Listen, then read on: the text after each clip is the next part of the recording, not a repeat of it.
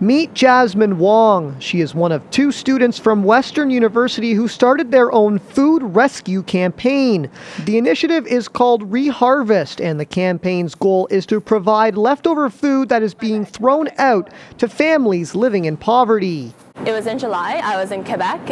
Amy, my co-founder, was in Ontario, and I called her up and I was like, hey, I think this is something that I've been wanting to do for a long time. Do you want to do it in London with me? Wang says all of the leftover food goes to local families in need, and the most type of food they see is produce. The food that actually needs to get these people is the most perishable. It's the fruits and the vegetables. So there were quite a few problems that we were looking to solve with Reharvest. Okay, these are pretty nice.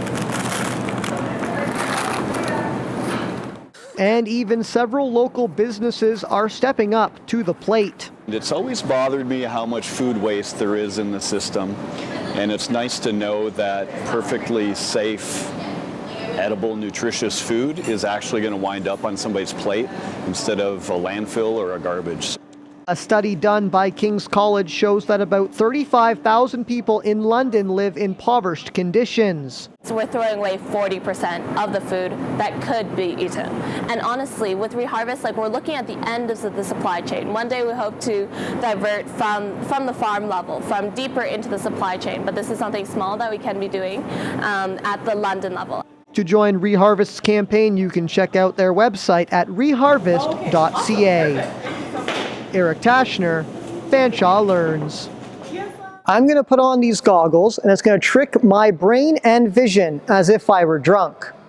I'm not even able to walk straight, but let's see if the students can. Sam is a 23-year-old thoroughbred horse who works closely with people who suffer from PTSD, and she even spends some time interacting with Mark Tyndall. The lab is located in the basement of Western's Research Center, and its main goal is to help manufacturers with their technical problems. He died on August 19th, 1916. He was 37. Putting faces to names, that's the goal for St. George's Anglican Church parishioner Nancy Dodman. The parish is honoring 34 past church members who are also fallen soldiers. All of them lost their lives in either World War I or World War II. You know, having the face, having the poems that some of the men wrote, having the last letter of one of the soldiers, it makes them real people. It's been nice weather for a few days, and it's beautiful and dry where we are. Thank God for it, my dear. I thought that the baby looks fine from the picture you sent, but I can't see his face very well. I must close now with my fondest love to you all.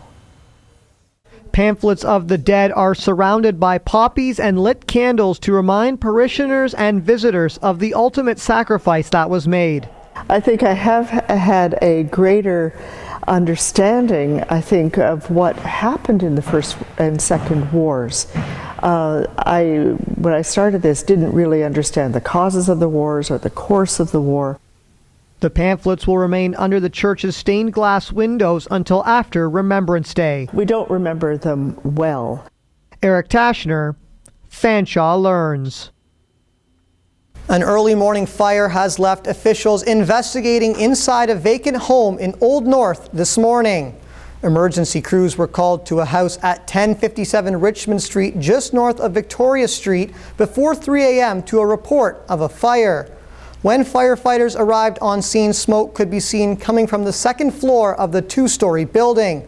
Fire crews were able to quickly put out the flames and no injuries were reported. The investigation continues.